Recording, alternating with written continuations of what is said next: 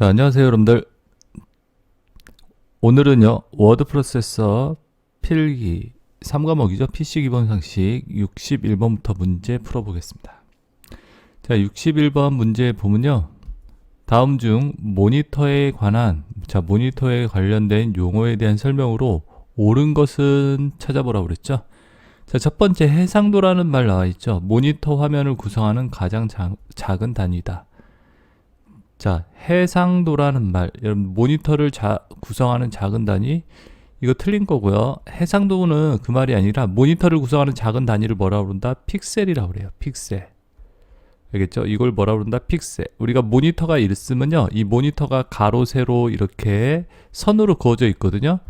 이렇게. 그러면 여러분들 여기 요 점 하나를 갖다 뭐라고 그런다? 바로 픽셀이라고 얘기해요. 픽셀. 자, 그래서 요거 1번에 대한 설명은 픽셀이고 해상도는 뭐냐? 그러면 자, 모니터 2번 보면 모니터의 출력 장치의 내용을 얼마나 선명하게 표현할 수 있느냐를 나타내는 단위다. 자, 뭐라고요? 선명하게 표현할 수 있는 단위. 그걸 갖다 뭐라고 그런다? 해상도라고 얘기한다. 해상도는 그러니까 선명도라고 얘기할 수 있습니다. 얼만큼 더 선명하느냐. 해상도가 높다, 낮다 이런 말을 쓰죠. 선명도다라고 이해하시면 되겠습니다. 자, 그래서 여러분들 2번에 대한 설명은 뭐에 대한 설명이다? 이게 바로 해상도에 대한 설명이에요. 2번도 틀렸겠네요. 옳은 거 찾는 거니까. 자, 모니터가 처리할 수 있는 주파수의 폭, 그걸 갖다 뭐라고 그런다? 대역폭이라고 얘기합니다. 주파수 대역폭. 자, 그리고 답은 4번이 답이에요. 화면 주사율이라고 돼 있죠. 모니터가 가진 주파수로 1초 동안에 화면이 깜빡이는 정도를 갖다가 뭐라고 그런다? 여러분들 이 화면 주사율이라고 얘기합니다. 자, 모니터가 가진 수직 주파수로 1초간 화면이 깜빡이는 정도, 그걸 갖다 화면 주사율. 자, 그래서 모니터와 관련된 용어에 대한 설명으로서 옳은 것은 몇 번이요? 4번이요.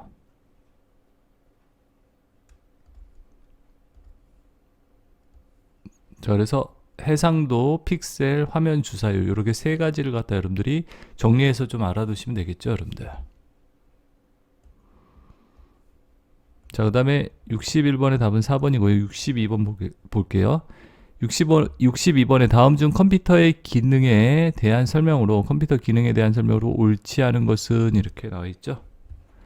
자, 보시면 1번 입력 기능. 입력 기능은요, 키보드, 마우스, 터치스크린, 이미지 스캐너와 같은 외부 입력 장치로부터 데이터를 읽어드리는 기능이다. 맞죠? 키보드나 마우스, 터치스크린, 스캐너 이런 걸 이용해서 우리가 외부에서 데이터를 입력하는 기능이다. 맞고요. 2번 기억 기능은요, 입력된 데이터나 프로그램 처리된 결과로 얻어진 데이터를 기억 장치에 저장하는 기억을 얘기한다. 그렇겠죠? 2번도 맞는 말이에요. 1번 맞고 2번도 맞고. 연산 기능은요, 중앙 처리 장치로부터 CPU라고 얘기하죠. 중앙 처리 장치로부터 읽어드린 명령의 프로그램의 명령 코드를 해석하여 사칙 연산, 논리 연산, 비교 연산 등을 처리하는 기능을 말한다. 이렇게 나와 있죠. 자, 연산 기능은요, 여러분들 명령어를 갖다가 해석하여 비교 연산, 사칙 연산, 논리 연산. 자, 우리 연산 기능은요, 연산 장치는 어떠한 연산을 한다? 여러분들 산술 연산, 그 다음에 논리 연산을 한다라고 얘기합니다. 산술 및 논리 연산을 한다. 그래서 이 부분을 갖다 이렇게 바꿔주셔야지 맞는 말입니다. 알겠죠? 산술 및 논리 연산을 한다. 산술 더하기 빼기 곱하기 나누기. 논리 연산 참 거짓을 얘기하죠.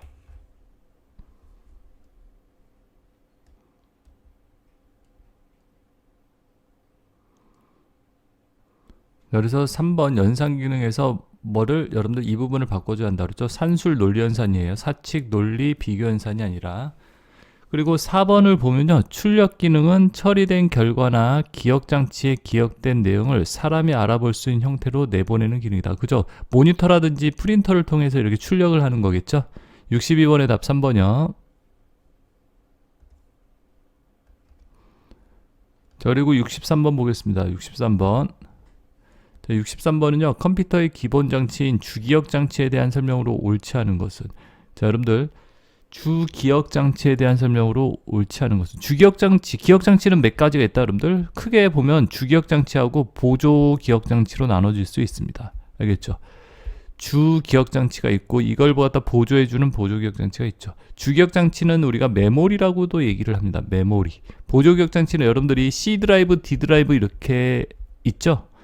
또는 USB, 외장형 하드디스크 뭐 이런 것들이 바로 보조 기억장치죠. 자, 거기서 주 기억장치에 대한 설명으로 옳지 않은 것은, 자 1번 보면요, 자료가 있는 주소에, 자 내용 좀 지우고 여러분들, 자료가 있는 주소에 새로운 자료가 들어오면요, 기존 자료는 그 다음 주소로 저장된다. 자, 그러니까 무슨 말이냐면 여러분들, 우리 저장 장치에 메모리에다 데이터를 저장한다. 예를 들어서 1번지가 있고 2번지, 3번지, 4번지가 있으면요, 1번지에 A라고 제가 저장을 해놨어요. 근데 여기에다가 내가 B라는 값을 집어넣을 거예요. 그럼 어떻게 된다 여러분들? 이렇게 데이터를 집어넣으면 1번지에 이게 2번지로 가고 여기가 B가 들어간다, 이런 말인데 그렇게 됩니까? 아니에요.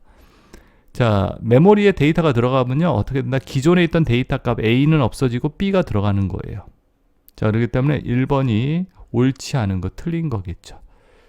자, 그래서 여러분들이 알아두셔야 할 게, 그죠? 자료가 메모리에 들어오면 기존에 있던 자료가 없어지고 새로운 데이터가 저장이 된다는 거. 자, 나머지는 다 맞는 말이죠. 주기억 장치에 사용되는 기억 매체를 주로 뭐라고 한다? 램을 사용한다. 그러니까 주기억 장치에 사용되는 메모리를 뭐라고 한다? 램이라고 얘기해요. 램. 알겠죠? 램. 램은 뭐라고 그러죠? 랜덤 액세스 메모리. 읽기와 쓰기가 자유로운 기억 장치다라고 얘기하죠. 읽기와 쓰기가 자유롭다. 그 대신 무슨 성? 휘발성 메모리라고 얘기합니다. 휘발성 메모리. 왜 휘발성이라고 그러죠? 컴퓨터 전원이 꺼지면 데이터가 없어지기 때문에 이렇게 휘발성 메모리다라고 얘기합니다. 자, 그래서 2번은 이렇게 맞는 말이고요. 자, 이제 보기를 갖다가 한번 또 3번도 봐야죠. 3번도. 3번, 주기억장치의 각 위치는 주소 어드레스에 의해서 표시된다. 맞습니다. 주소에 의해서 각 기억장치 위치를 찾아가고 그럽니다. 4번, 주기억장치는 처리 중인 프로그램과 데이터 그리고 중간 처리 결과를 보관한다. 알겠죠? 우리가 실행되는 프로그램들 있죠. 그런 프로그램들 주기억장치에서 실행이 되고, 우리가 사용되는 데이터 중간 처리 결과는 다 어디에? 주기억장치에 보관이 된다라는 거. 자, 그래서 63번은 1번이 답이었습니다. 자, 그래서 주기억장치 메모리라고 부른다 그랬죠. 램을 주로 사용하고요. 주소에 의해 데이터를 저장하고 불러온다. 이렇게 알아두시면 되겠죠. 자, 64번. 다음은 컴퓨터 명령어 처리 상태 중 무엇에 대한 설명인가? 이렇게 나와 있습니다. 자, 번지 부분의 주소가 간접 주소일 경우 기억장치의 주소가 지정된 곳으로 유효 번지를 읽기 위해 기억장치에 한 번 더 접근한다. 자, 이런 처리 상태를 뭐라고 얘기한다? 자, 바로 간접 상태라고 얘기합니다. 그러니까 우리 명령어가 이렇게 있거든요. 명령어가 있으면 이게 명령부라고 얘기하거든요. 명령부, 그 다음에 여기를 주소부라고 얘기해요. 주소가 들어가 있는 주소부.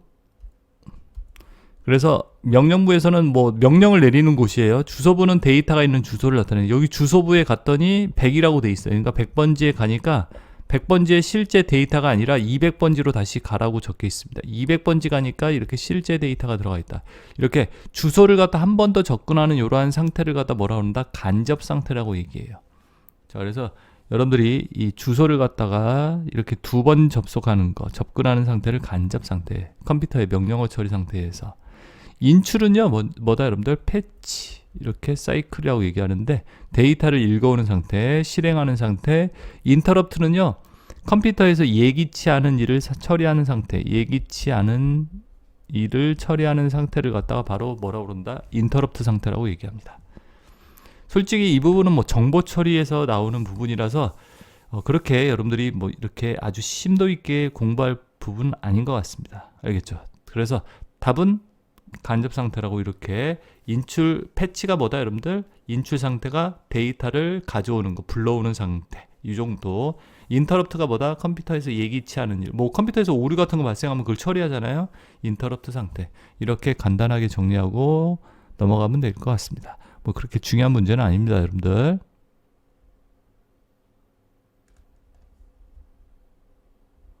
자, 그 다음에 65번인가요? 65번 내용 보겠습니다. 다음 중 마더보드에 대한 설명으로 옳지 않은 것은 마더보드에 대한 설명으로 옳지 않은 것은 이렇게 나와 있죠. 자, 마더보드가 뭐냐? 잠시만요, 여러분들. 마더보드를 제가 한번 보여드릴게요.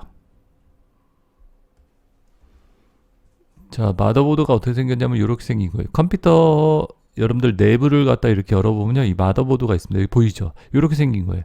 이런 칩셋이나 CPU라든지 여러분들 보이시죠? 뒤에 이렇게 연결하는 USB라든지 뭐 오디오 잭이라든지 스피커 잭 이런 것들 다 이 보드에 마더보드에서 연결되는 겁니다. 자, 보이시죠?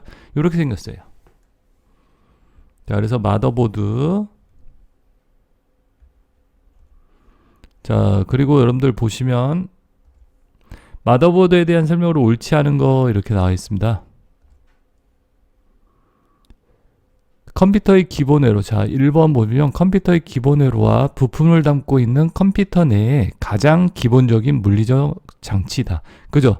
컴퓨터에서 가장 기본적인 회로들이 거기 다 들어가 있고요. 부품을 갖다 이렇게 담는 보드라고 이해하시면 됩니다. 그래서 1번 맞는 말이고요. 마더보드에 대한 설명으로. 자, 두 번째, 마더보드와 확장 슬롯 내에 꽂히게 될 확장 카드 간의 전자적 인터페이스를 채널이라고 한다. 자, 마더보드가 있으면요, 거기에서 확장 슬롯이 뭐냐, 꽂는 데예요. 이렇게 뭐 그래픽 카드다, 무슨 카드다, 카드를 이렇게 꽂는 데거든요. 거기에서 인터페이스, 자, 이렇게 연결을 하는, 뭐 데이터가 지나가도록 이렇게 할 수 있는 인터페이스를 채널이라고 얘기해요. 데이터가 지나가는 통로를. 자, 마더보드와 확장 슬롯 내에 꽂히게 될 카드 간의 전자적 인터페이스를 채널이라고 얘기한다. 이렇게 나와 있죠, 2번에. 자, 여기에서 채널이라고 돼 있는데, 이 채널이라는 게 뭐냐면요, 채널은 CPU 대신에, CPU를 대신해서, CPU 있죠, 중앙처리장 CPU를 대신해서 입출력을 관리하는 장치다. 이렇게 이해하시면 되세요. 입출력 장치를 관리하는 게 채널이고요. 이거는 뭐가 들어가야 하냐면, 채널이 아니라 이 부분은 버스가 들어가야 돼요. 버스. 뭐라고요, 여러분들? 버스. 우리 대중교통 있죠, 버스. 그거 생각하시면 됩니다. 자, 그래서 마더보드와 이제 확장 슬롯, 이 안에 이렇게 여러 개의 부품들이 있겠죠. 그 부품들 사이에 데이터를 주고받고 할 수 있는 통로가 있어야 하는데, 그걸 뭐라고 얘기한다? 버스라고 얘기해요. 2번은 버스에 대한 설명입니다. 채널이 아니라. 자, 마더보드 내에서 마이크로 프로세서, CPU, 메모리, 바이오스, 확장 슬롯, 접속 회로 등이 포함된다. 그러겠죠? 4번, 마더보드에 따라서 사용자가 성능 향상을 위해 프로세서를 갖다가 CPU를 갖다 한 개 이상 설치할 수도 있다. 맞죠, 여러분들? 듀얼 CPU. 자, 그래서 답은 2번이다 라고요. 65번에. 자, 그래서 마더보드에 대해서 이렇게 설명을 드리면요, 이렇게 나와 있죠. 메인보드라고도 얘기를 합니다. 알겠죠? 기본적인 부품들, CPU라든지 뭐 그래픽 카드라든지 여러 가지 장치들을 꽂는 이런 물리적인 판을 얘기한다라고. 버스는요, 여러분들, 마더보드에서 이렇게 장치들 간에 데이터가 또는 신호가 지나가는 통로를 갖다가 버스라고 이해하시면 된다겠죠. 자, 그래서 답은 2번이 틀린 답. 자, 그 다음에 66번 문제 보겠습니다. 66번.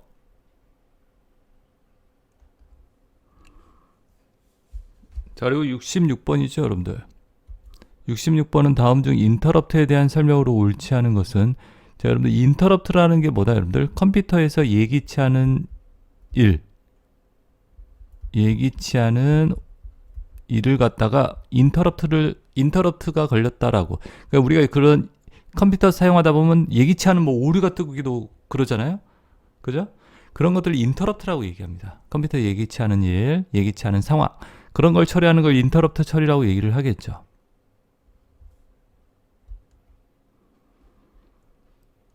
자, 첫 번째 읽어볼게요. 외부 인터럽트라는 것은 입출력 장치 전원 등의 어떤 외부적인 요인에 의해서 이렇게 발생되는 인터럽트를 갖다가 뭐라고 그런다? 외부 인터럽트라고 얘기한다. 자, 맞습니다. 외부 인터럽트라는 게 어떤 외부적인 요인에 의해서, 그러니까 입출력 장치가 잘못 작동되어서 또는 전원 등에 누가 전원을 꺼버렸어요. 이거 외부 인터럽트겠죠. 자, 이런 인터럽트를 외부 인터럽트라고 얘기한다. 맞죠? 1번 맞는 말이고요. 그 다음에 2번 보겠습니다. 자, 그리고 두 번째 보면요. 여러 장치에서 동시에 인터럽트가, 그러니까 장치들이 여러 개 있죠. 근데 그 중에서 인터럽트, 예기치 않은 일이 발생했을 때, 발생할 경우 우선순위가 높은 인터럽트부터 처리한다. 그러겠죠, 여러분들? 우리 예를 들어서 응급 환자가 발생하면 여러분 응급실에 사람이 왔어요. 그러면 누구 먼저? 응급 환자 순서가 있겠죠. 이 사람이 심정지면은 이 사람을 가장 먼저 처리를 해야 돼요. 그죠? 찰과상 입은 사람부터. 자, 그렇기 때문에 우선순위에서 인터럽트가 처리가 된다. 이 말 맞는 말이에요. 자, 2번도 맞고 3번은 외부 인터럽트는 트랩이라고 한다. 자, 이거 틀린 말이고요. 내부 인터럽트를 트랩이라고 얘기합니다. 내부 인터럽트. 자, 그래서 내부 인터럽트를 뭐라고 그런다? 트랩이라고 얘기하거든요. 내부 인터럽트는 뭐냐? 그러면 내부 인터럽트라는 것은 그가 컴퓨터 내부적인 인터럽트라고 얘기해요. 그래서 여러분들이 잘못된 명령어나 잘못된 명령이나 데이터를 사용했을 때 생기는 인터럽트. 그러니까 잘못된 명령이나 데이터를 사용해서 생기는 인터럽트를 뭐라고 그런다? 여러분들 내부 인터럽트라고 얘기합니다. 이걸 갖다 뭐라고 얘기한다? 트랩. 그러니까 내부적인 요인에 의해서 생기는 인터럽트고, 컴퓨터가 있으면 컴퓨터 외부적인 요인에 의해서 생기는 인터럽트가 있고, 컴퓨터 내부에서 생기는 인터럽트가 있다라는 얘기죠. 자, 그래서 답 3번이 틀린 말이죠. 3번. 답은 3번이 옳지 않은 거. 4번에 소프트웨어 인터럽트가 있습니다. 내부, 외부 소프트웨어 인터럽트 이렇게 구분을 해주면 되겠죠. 프로그램 처리 중에서 프로그램을 갖다 실행하는 중에 이 명령어의 수행에 의해서 발생할 수 있다. 프로그램을 실행했는데 갑자기 프로그램이 오류가 생기는 게 있겠죠. 그런 인터럽트가 이제 소프트웨어적 인터럽트다라고 이해를 하시면 되겠죠. 자, 그래서 66번의 답은 3번. 자, 그래서 66번의 답은 3번이고요. 인터럽트는 컴퓨터에서 예기치 않은 상황이 발생했을 경우 그 작업을 갖다가 중단하고 발생된 처리를 한 후에 다시 원래대로 작업을 복귀하는 기능을 인터럽트라고 얘기합니다. 정확하게 얘기를 하자면요. 종류는 내부, 외부 소프트웨어 인터럽트로 나눈다라는 거. 인터럽트가 무슨 말인지 여러분들이 좀 알아두시고요. 종류는 내부, 외부 소프트웨어. 외부 인터럽트는 외부적인 요인, 전원이라든지 기계적인 고장, 타이머, 시간 초과에 의해서 또는 외부 장치, 입출력 장치. 내부 인터럽트는요, 잘못된 명령이나 데이터 사용에 의해서 생기는 인터럽트다. 예기치 않은 일. 소프트웨어 인터럽트는 감시 프로그램이라는 그 운영체제에 감시 프로그램이 있거든요. 감시 프로그램에 의해서 인터럽트가 생길 수 있는데요. 그런 인터럽트를 소프트웨어. 사용자 프로그램 실행지. 사용자 프로그램 실행하면 그 인터럽트가 발생하는 거겠죠. 그런 거에 의한 인터럽트. 이렇게 구분을 해서 알아두시면 되겠습니다. 자, 66번의 답은 그래서 3번이요. 자, 그래서 여러분들이 요 문제 내용을 가지고 그냥 이렇게 인터럽트가 뭔지 개념 정도 쭉 알아두시고, 외부 인터럽트는 트랩이 아니라 내부 인터럽트를 트랩이라고 한다라고 이렇게 봐두시면 되겠습니다. 자, 그 다음에 여러분들 67번 문제죠. 이제 67번. 자, 다음 중에서 자료 처리의 단위에 대한 설명으로 가장 옳은 거. 바이트는 하나 이상의 워드가 모여서 이루어진 단위로. 자, 바이트가 뭐냐, 여러분들? 바이트가요. 자, 바이트라고 이렇게 나와 있죠.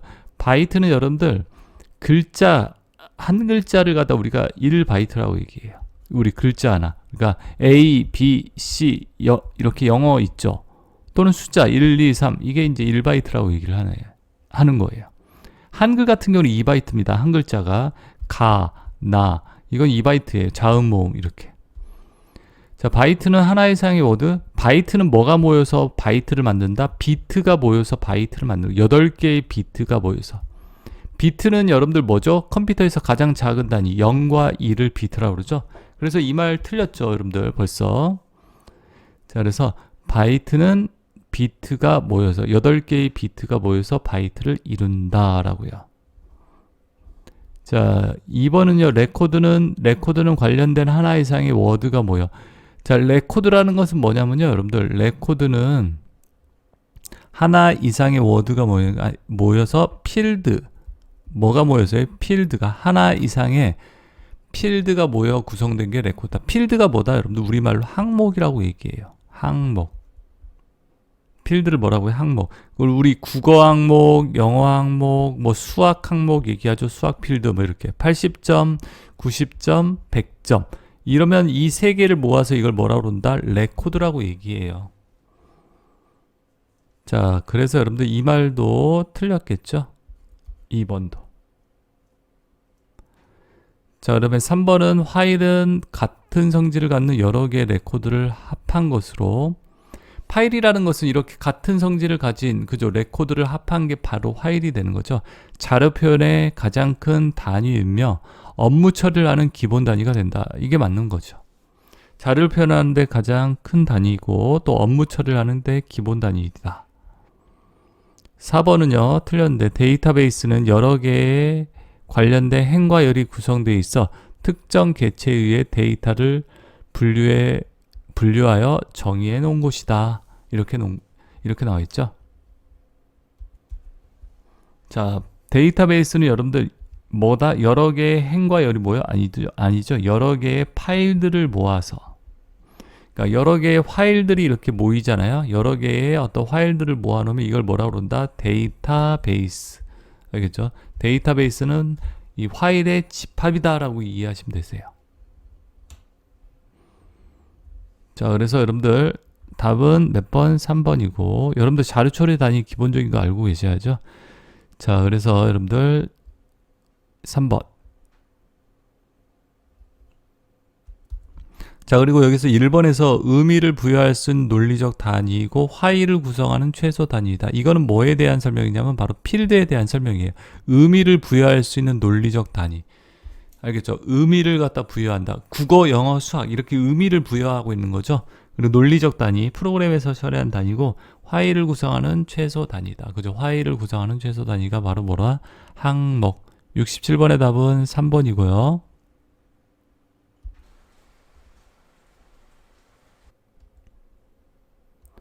자, 여러분들 자료 처리 단위에 대해서 설명을 드릴게요. 자, 기본적으로 여러분들 자료 처리 단위는 알고 계셔야 합니다. 비트, 컴퓨터에서 가장 작은 자료의 단위가 비트지, 0과 1을 갖다 비트라고 그러죠.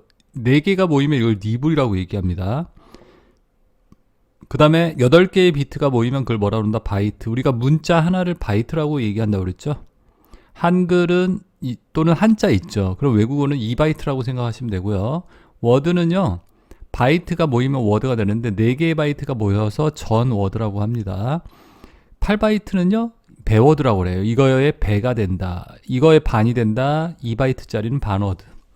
워드가 모이면요 필드라고 그래요. 항목, 파일 구성의 최소 단위라고 얘기를 하고요. 국어 항목, 영어 항목, 수학 항목 이렇게 말씀드렸죠. 어떤 의미를 가지고 있는 최소 단위라고 이해하시면 될 것 같아요. 항목이 모여서 뭐가 된다? 레코드. 여러 개의 항목이 모여 구성된 것. 자료 처리의 기본 단위라고 얘기를 합니다. 레코드가 모여서 뭐를 만다? 파일이 된다. 자, 이렇게 해서 이런 식으로 자료 처리의 단위에 대해서 설명을 드렸습니다, 여러분들. 자, 그 다음에 68번 문제 보겠습니다. 68번. 68번은 다음 중에서 TCP/IP 상에서 운영되는 프로토콜이 아닌 것은 이렇게 나와 있죠. TCP/IP가 뭐다? 인터넷 표준 프로토콜이라고 얘기해요. 인터넷 표준 프로토콜. 인터넷을 사용하려면 뭐가 있어야 한다? TCP/IP라는 게 있어야 한다는 얘기예요. 그러니까 인터넷을 사용하기 위한 표준 프로토콜이 뭐냐? 통신규약이 뭐냐? TCP/IP다 라고 이해하시면 되세요. 그래서 보시면요, TCP/IP가 뭔지 이렇게 알아두시고, 그래서 우리 인터넷을 하려면 이게 다 깔려 있어야 돼요. 그러니까 기본적으로 여러분들 인터넷이 된다 그러면 이게 있어야 한다라고 이해하시면 되고요. TCP/IP 안에서는 이러한 프로토콜이 있습니다. FTP라고 해서 파일 트랜스퍼 프로토콜, 파일 송수신, 파일을 갖다 뭐한다? 주고받고 할 수 있게 해주는 그런 프로토콜이 FTP라고 얘기합니다. 우리 인터넷상에서 파일을 주고받고 하죠. 그게 FTP. 텔넷은 뭐라고 그런다? 원격 접속. 인터넷상에서 멀리 떨어져 있는 컴퓨터를 접속하는 서비스들 있죠. 그게 텔넷이라고 얘기해요. HTTP는요, 하이퍼텍스트 트랜스퍼 프로토콜. 인터넷 주소 앞에, 여러분들 인터넷 주소 앞에 이렇게 적혀 있지 않습니까? 보세요, 한번. HTTP. 인터넷 문서, 하이퍼텍스트 문서라고 그래요. 하이퍼텍스트 문서를 송수신하는 거, 주고받고 할 수 있게 해주는 프로토콜. 그래서 인터넷 주소 앞에 이게 항상 들어가 있어요. CPP는 있지 않습니다. 그래서 답은 4번. 그래서 TCP/IP라는 게 뭐다? 인터넷 표준 프로토콜이고 인터넷 안에서 이러한 것들을 이용할 수 있다. FTP, 파일 송수신, 텔넷, 원격 접속, HTTP, 인터넷 문서를 주고받고 할 수 있다.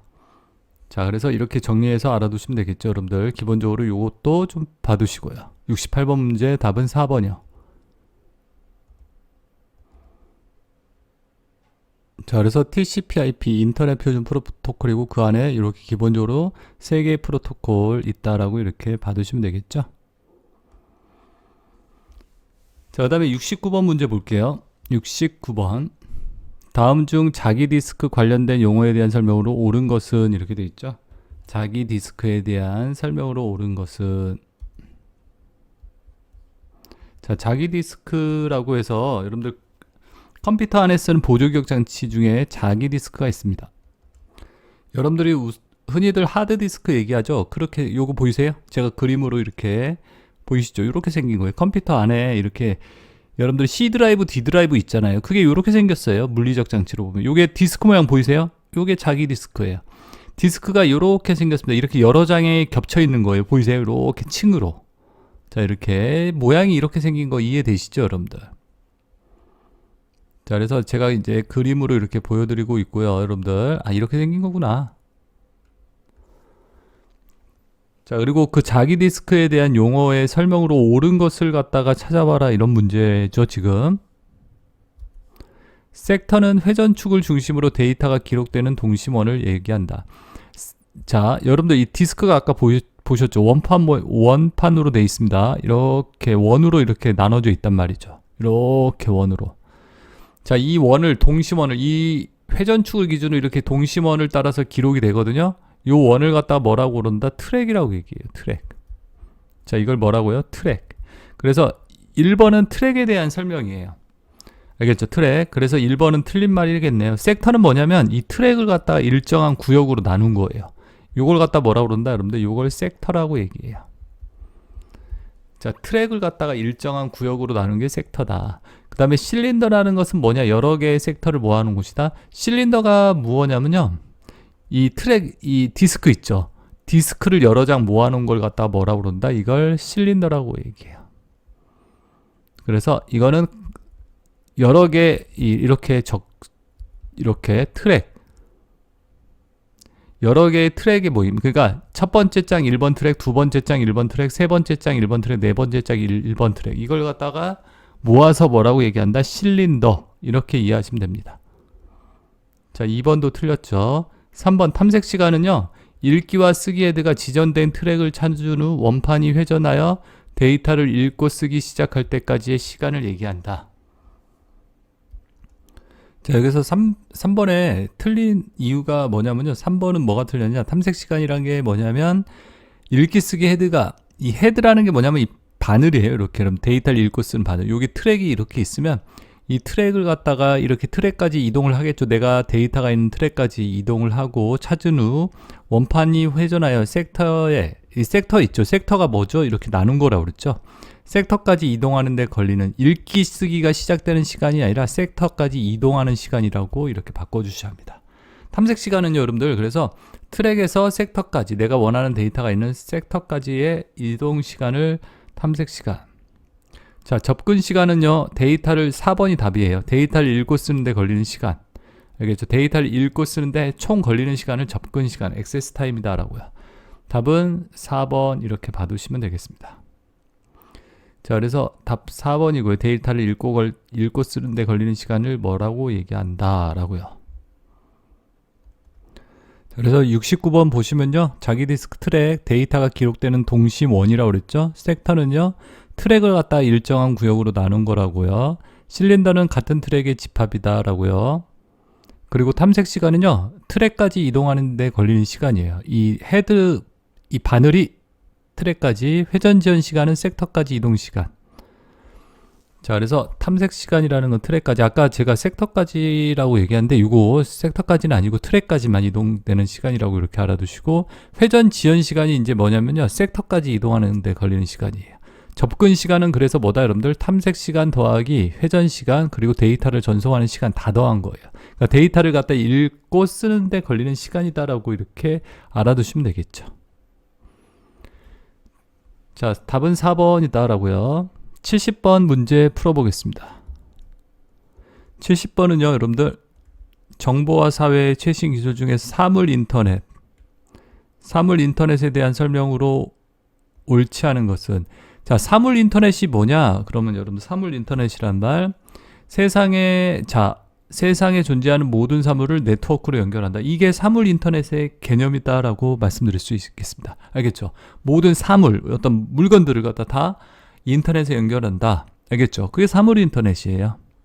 이게 정의라고 볼 수 있겠죠? 인간과 사물 간에 언제 어디서나 서로 소통할 수 있다. 인터넷으로 연결되어 있기 때문에 2번도 맞는 말이겠죠? 그럼 이제 3번 볼까요, 여러분들? 지우고 3번 한번 볼게요.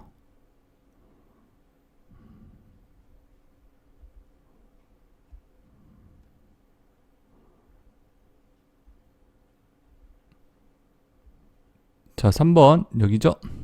주격장치에서 각 위치는 주소에 의해서 표시된다.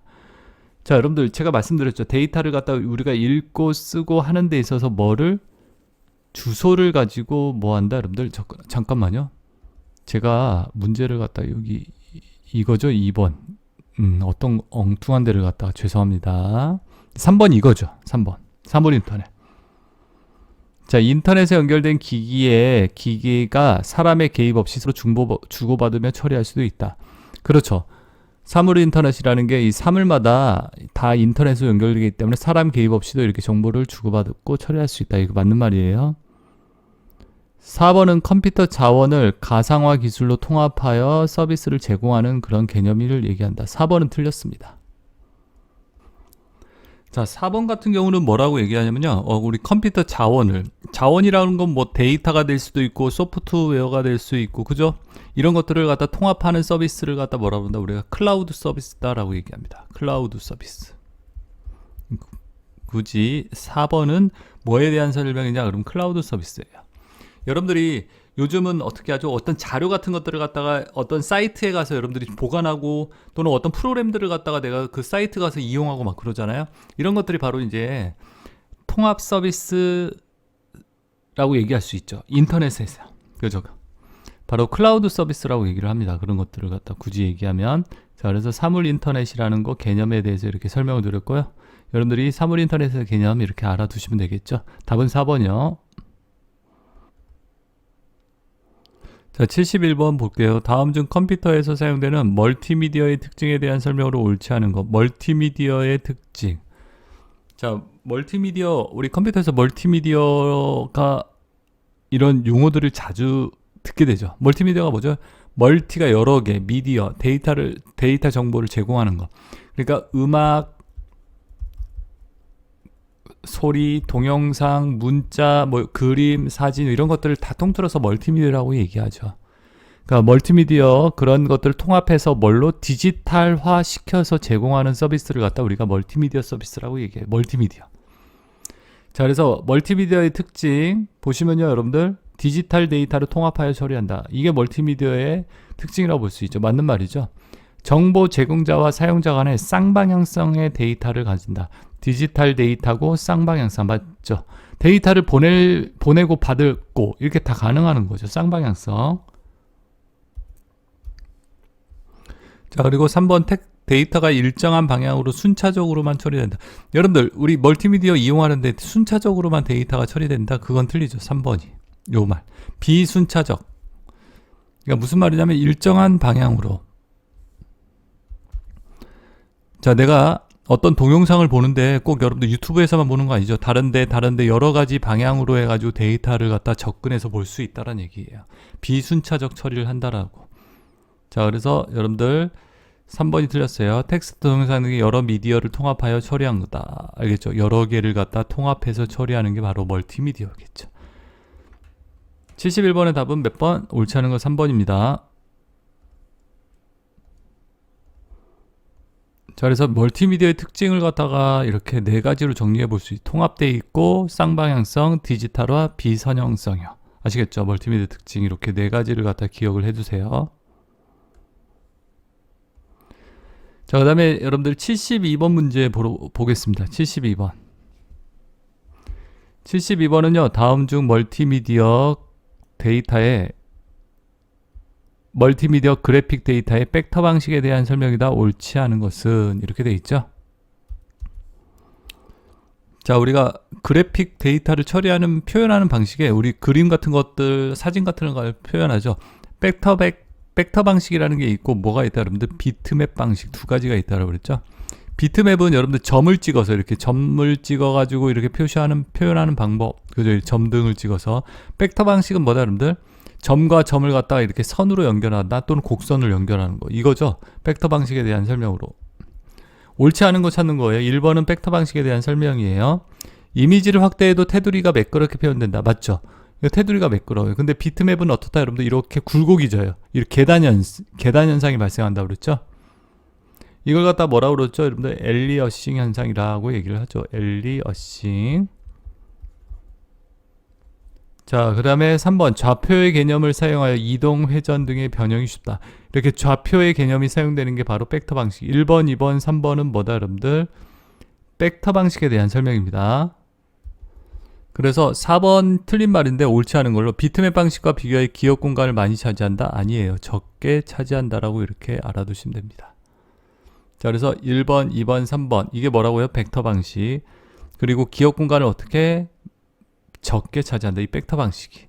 비트맵 방식과 그래서 벡터 방식이 있다. 비트맵은 그리고 고해상도. 여러분들이 고해상도에 아주 선명한 사진들 있죠. 그런 것들은 비트맵 방식을 쓰고요. 벡터 방식은 여러분들 저해상도. 그래서 아이콘 같은 경우 이런 거 바로 벡터 방식을 많이 이용하기도 합니다. 자, 답은 몇 번이요? 4번.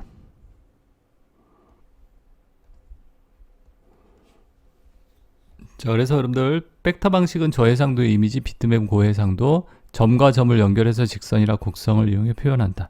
이런 좌표의 개념을 이용해서 그렇게 연결을 한다는 얘기입니다.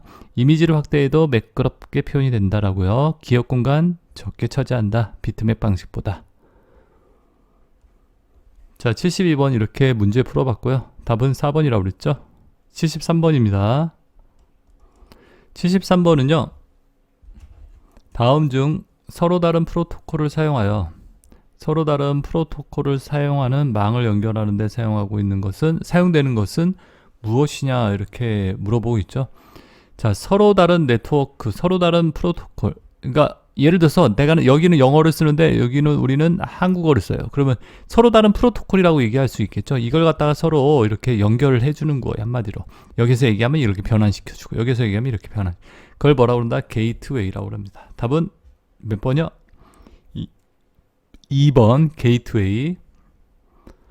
자, 그래서 서로 다른 프로토콜이나 서로 다른 네트워크를 연결한다. 이런 말이 나오면 뭐를 선택하시면 된다? 게이트웨이.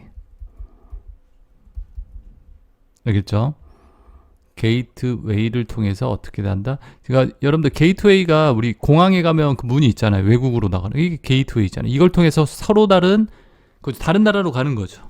그래서 게이트웨이, 서로 다른 이런 말 나오면 아, 게이트웨이구나. 모르면 이렇게 딱 찍으세요. 자, 리피터는 뭐다? 여러분들 신호 재생기 증폭기라고 얘기합니다. 리피터를 뭐라고 그런다? 신호 재생기 또는 증폭기라고. 신호를 갖다가 멀리까지 보낼 수 있도록 해주는 장치다. 여러분들 내가 말하는 것도 신호지, 이렇게 말하는 것도 신호인데 이 신호가 어떻게 돼요? 거리에 따라서 약해지겠죠. 이 약해진 신호를 다시 증폭을 시켜준다는 것까지. 왜? 멀리까지 보낼 수 있도록 해주는 게 바로 리피터다. 서버는 정보를 제공해주는 컴퓨터, 정보 제공해주는 컴퓨터를 서버, 클라이언트는 뭐다? 정보를 이용하는 컴퓨터. 이렇게 구분해서 알아두시면 되겠죠. 73번의 답은요. 게이트웨이 알아두시고 게이트웨이가 뭔지 리피터도 좀 봐두시고 리피터가 뭐다? 신호 재생기 증폭기. 신호를 멀리까지 보낼 수 있도록 해주는 장치. 자, 여기 게이트웨이, 리피터 알아두시라고 그랬죠? 게이트웨이는 서로 다른 네트워크나 프로토콜을 연결하는 장치다. 리피터는 신호 재생기 증폭기. 뭐 할 때 쓴다고요? 신호를 멀리까지 전송해주는 역할을 한다. 자, 됐죠 여러분들? 74번 볼게요. 그 다음에 73번은요. MS 아웃룩에서 이게 뭐냐면 이메일 보내고 받고 하는 프로그램이다라고 생각하시면 되세요. 다음과 같이 전자우편의 헤더 부분은 무엇인가? 헤더 부분이 머리죠, 머리. 수신된 메일에 참조자가 있을 경우 참조자가 표시되지 않으나 함께 메일을 받을 참조자의 전자우편 주소를 갖다 적는 곳이다. 자, 이런 부분을 갖다가 얘기하는데 뭐라고 그런다? 이걸 숨은 참조. 참조자가 표시되지. 참조자라는 건 이 메일을 갖다 내가 A한테 보내는데 A 말고 B, C, D도 받게 하겠다. 이걸 참조자라고 그러죠. 근데 보이지 않는 거예요. 참조자가. 이 A라는 사람한테는 누가 갔는지. 그걸 갖다 뭐라고 그런다? 숨은 참조라고 얘기하죠. 답은 4번 이렇게 체크해서 알아두시면 되겠고요. 그렇게 중요한 문제는 아니니까 답 체크하고 넘어가겠습니다. 75번. 자, 75번 보면요. MS 아웃룩에서 작업 관리에 대한 설명으로 옳지 않은 것은, 자, 작업 관리에 대한 설명으로 옳지 않은 거. 미리 알림 시간을 설정할 수 있다. 작업 되풀이가 끝나는 날짜를 지정할 수 있다. 그 다음에 완료된 작업은 하루가 지나면 자동으로 삭제되게 설정할 수 있다. 3번이 틀렸습니다. 완료된 작업 같은 하루가 지나면 자동으로 삭제되어 설정할 수 있다.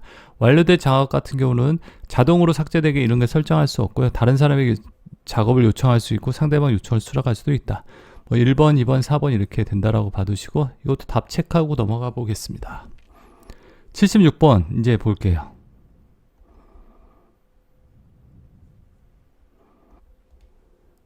자, 76번 문제 볼게요. 다음 중 선마이크로 시스템사에서 개발한 객체지향적 프로그램 언어로 처음에는 가전제품 내에 탑재에 동작하는 프로그램을 위해 개발되었다. 현재는 웹 애플리케이션 개발에 웹에서 그러니까 인터넷상에서 어떤 프로그램 개발하는 데 많이 사용되는 언어이다. 자, 모바일 기기용 소프트웨어 개발에도 널리 사용하고 있다. 여러분들이 여기 들어본 것 중에 뭐죠? 자바를 많이 들어봤죠? 자바. 모르면 자바 찍어도 됩니다. 제가 말씀드리는데 답은 1번. 객체지향 프로그래밍 언어고 이렇게 웹 개발에 많이 쓰이는 언어다라고 이렇게 알아두시면 됩니다. 아시겠죠? 자바. 그 다음에 77번 볼까요? 77번이요. 77번은요. 다음에서 설명하는 기억장치로 기억장치에 대한 설명으로 옳은 걸 골라보랬죠. 하드디스크의 일부분을 마치 주기억장치처럼 사용한다. 하드디스크가 뭐죠? 여러분들 보조 기억장치라고 얘기죠. 보조 기억장치. 여러분들이 쓰는 C 드라이브, D 드라이브 이렇게 있죠. 그거의 이 보조 기억장치 일부분을 마치 뭐처럼 주기억장치처럼 없는데 있는 것처럼 사용한다. 그걸 뭐라고 그랬죠, 여러분들? 가상 메모리라고 얘기했죠. 답은 3번이에요. 자, 알아두세요. 보조기억장치의 일부분을 마치 뭐처럼 주기억장치. 요 보조기억장치가 용량이 커요. 이 부분을 갖다가 뭘로? 마치 주기억장치. 주기억장치는 여러분들 많이 사용할수록 좋아요. 왜? 주기억장치가 뭐 하는 곳이다? 프로그램이나 데이터를 우리가 저장하고 실행하는 장소란 말이죠. 근데 주기억장치가 비싸요. 그죠? 가격 대비 공간은 작고 비싸단 말이죠. 우리 스포츠카 생각하면 돼요. 스포츠카. 탈 수 있는 인원은 적은데 고성능이죠. 그거라고 생각하면 돼요. 그래서 가상 메모리라는 기법, 그 기법에는 두 가지 페이징 기법, 세그멘테이션 기법 두 가지의 기법이 또 있고요. 여러분들은 이 용어에 대해서 이렇게 정의를 해서 알아두시면 됩니다. 그래서 여러분들 이 기억장치에 대한 문제들 시험에서 잘 나오는 거니까 알아두셔야 합니다. 가상 메모리가 뭔지. 연관 메모리는 뭐다 여러분들? 자, 데이터에서 내용을 이용해서 데이터를 읽어오는 방식.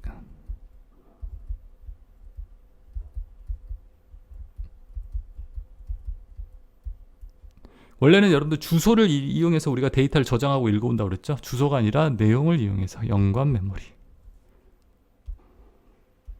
그 다음에 캐시 메모리 있죠? 캐시 메모리는 뭐다?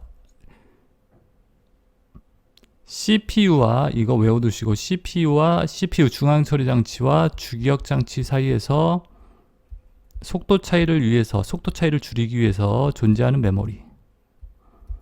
뭐 하기 위해서의 속도 차이를 줄이기 위해서. CPU는 속도가 빠른데 주기억장치가 속도가 느리단 말이죠. 그 두 장치의 속도 차이를 줄이기 위해 사용되는 메모리가 뭐냐. 문제에서 제가 말씀드렸죠. CPU하고 주기억장치란 말이 나오면 캐시 메모리로 그냥 답을 선택하셔도 됩니다.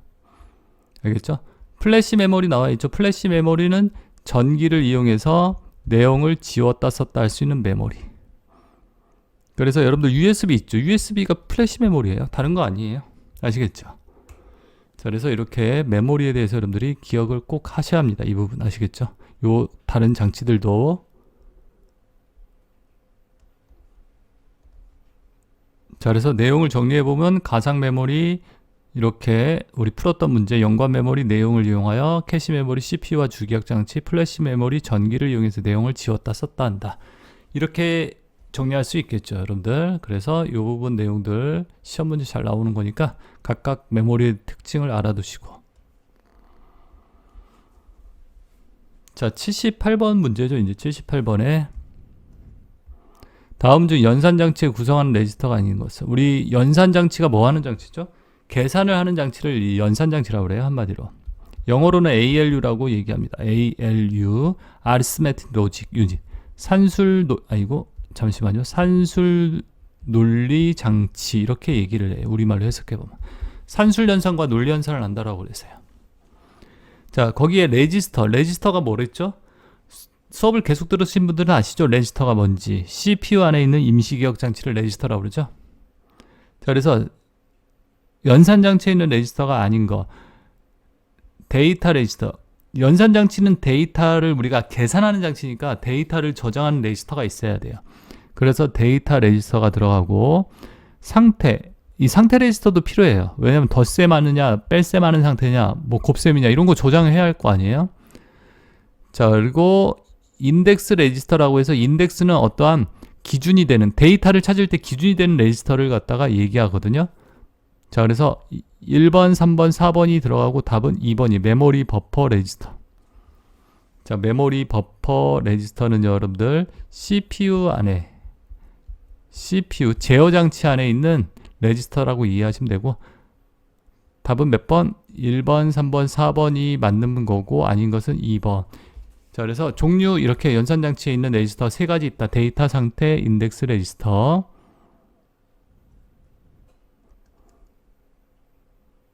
(79번) 이제 볼게요. 너무 많이 올라갔죠, 여러분들? 잠깐만요. 네. 79번. 다음 중 개인정보에 대한 설명으로 옳은 것은. 개인정보에 대한 설명으로 옳은 거예요. 틀린 거 찾는 게 아니라 옳은 거 찾는 거죠. 개인정보는 성명, 주소 등과 같이 살아있는 개인의 식별할 수 있는 정보를 얘기한다. 맞는 말이죠. 뭐 도덕 문제죠, 여러분들. 옳은 거니까 1번이네. 그죠? 답은 1번. 나머지 2번, 3번, 4번은 다 틀린 말이죠. 개인에 대한 다른 사람의 평가, 견해, 이런 간접 정보도 이런 거 들어가는 건 아니죠. 개인정보 자기결정권은 개인의 개인정보 보호를 위하여 정보 주체가 지켜야 할 권리이다. 자기결정권은 자신의 개인정보를 위해서 정보 주체가 지켜야 할 정보를 제공하는 주체가, 이거는 개인정보 자기결정권은 자기의 정보를 갖다가 누구한테 제공할 권리, 제공하지 않을 권리를 갖다 얘기하는 거예요.